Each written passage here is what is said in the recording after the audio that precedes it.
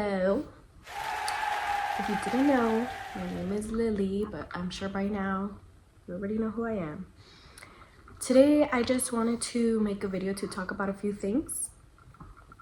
More so, say a few stories about my favorite haunting investigation. I'm sure a lot of you already know that my favorite place to go to is Queen Mary. I don't know why, but I've always been drawn to that ship. There's, without a doubt, every time that I go, something scary happens, and I love that. Yes, it can be scary, but I have come to realize that no matter when you go, if you go during the day, if you go at night, there's something bound to happen, whether it be good or bad. I just want to say a few stories about the few times that I've been. The very first time I went was around my birthday. It was crazy. Like, I'll never forget it. Oh, look, there's a little moth. So I did an investigation with a few people. I originally did want to do an investigation, but me and my friends did a group thing first, just to get, to figure out how to get around the ship and all that. So then after, when we were done with the tour, we ended up doing an investigation in one of the haunted rooms, B340, where right there we bumped into a few other people that were already filming, and it was a fun experience. The only thing was that I felt like something or someone was trying to possess me. It was so weird. Like, it was scary, but at the same time I was still new to trying to communicate, so I didn't really know much, but I'm grateful for the person that was there that helped me out to get out of that funk, to reassure me that nothing would happen to me.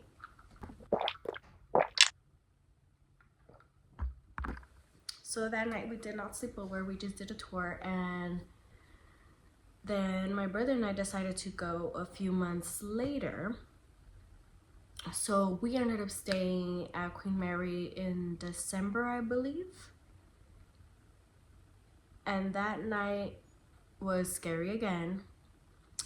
We were wandering the ship by ourselves, so we were just trying to see if I could, read anything, to see what we would catch on film or on, any pictures. Usually what everybody goes for, just to see if we could catch something. But we were hearing a tour guide talking about that there was another room that was even more creepy than B340. That B340 is usually just used to film because it was close to that other room that is actually even more haunted. So my brother and I decided to go look for that other room, and we stumbled upon, it was honestly insane. I just remember I was holding an EMF meter, and mind you, there's a lot of places where on the ship there's a lot of magnetic field because the rooms have, the boxes for the electricity and all that. So I was like, whatever. I kept walking, and I was like, oh, okay, just wanted to make sure that it was working. So as soon as we stepped, not even, I want to say, in front of the room, I started feeling really weird. I started getting chills, like cold sweat. And it was cold at night too, so I get cold easily, so I was already sweating right in front of the room. I could just picture everything else happening when the EMF meter is going off as I'm talking about it.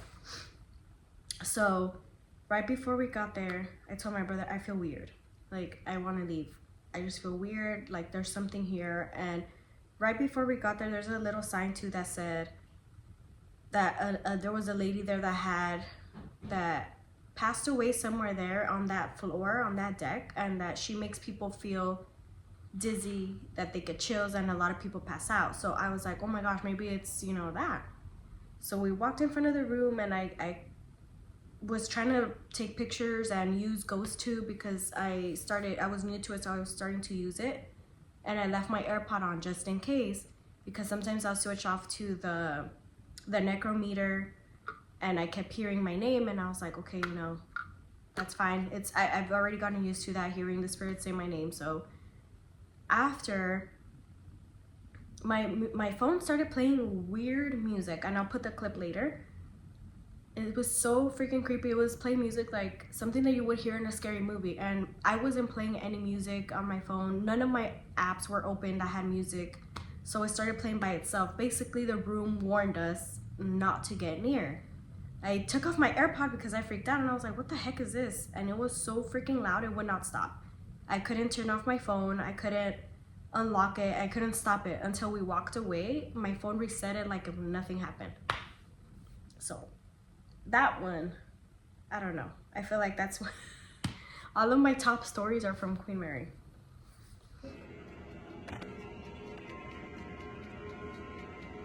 That's what's Queen Mary now?